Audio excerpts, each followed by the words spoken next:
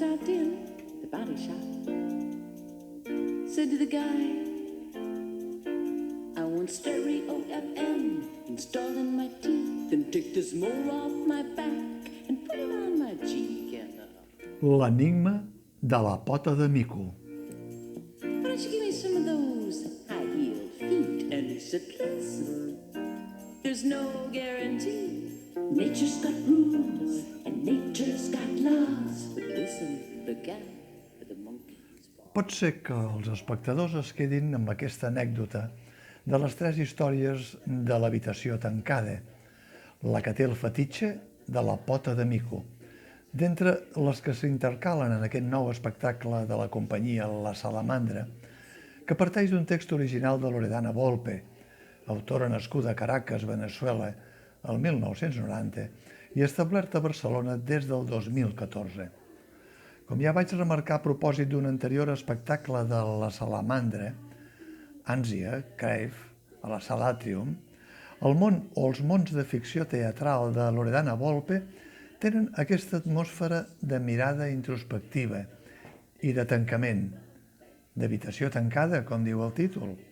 Si es té en compte que el seu, diguem-ne, exili voluntari de Veneçuela a Barcelona es veu realment forçat per un clima de violència i persecució, víctima ella mateixa d'un intent de segrest i supervivent de trets criminals que podien acabar amb la seva vida i, de passada, amb la seva carrera teatral, no gaire ben vista, per cert, pel govern de torn veneçolà.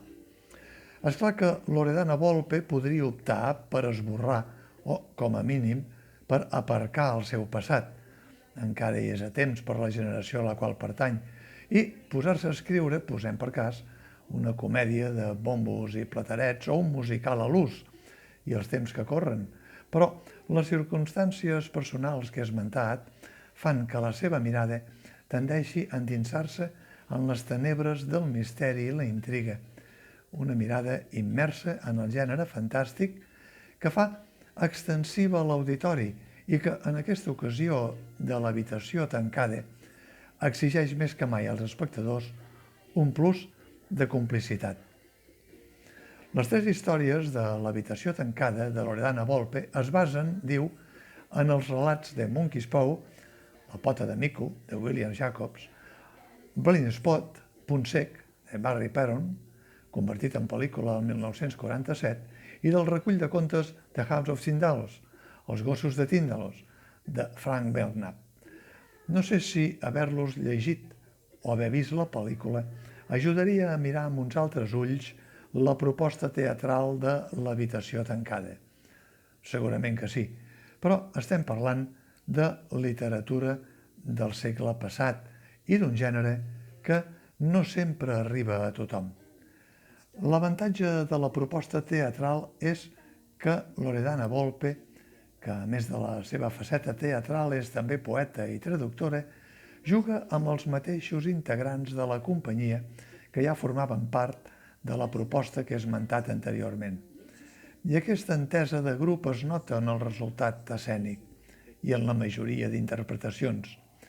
No és sobrer remarcar la de l'actriu Patricia Mendoza, que té l'aura més intrigant de tots. Una altra cosa és que els espectadors entreguin l'aigua clara de l'enigma a 3 bandes que planteja l'autora. S'ha d'advertir que els ho posa difícil. És clar que queda clar que hi ha un escriptor baberri, del temps de la màquina d'escriure encara, i que hi ha un assassinat i que no se sap ben bé qui és el culpable. I és clar que part del discurs es mou en la direcció de desfer l'enigma. Però la trama no segueix el camí convencional del gènere d'investigació. Que baixi Patricia Highsmith i ho desenredi, sisplau. Plantejament, nus i desenllaç, sinó que els entrellaça, fins al punt, com deia, que l'espectador s'acabi quedant amb l'anècdota de la pota de mico i els 3 desitjos, com si fos un Aladí de la llàntia meravellosa, que és l'amulet que li proporciona de les 3 històries la història més clara.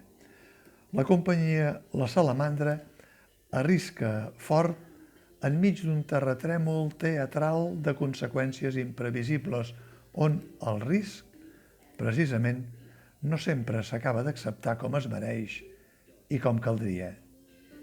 Would you like to swing on a star?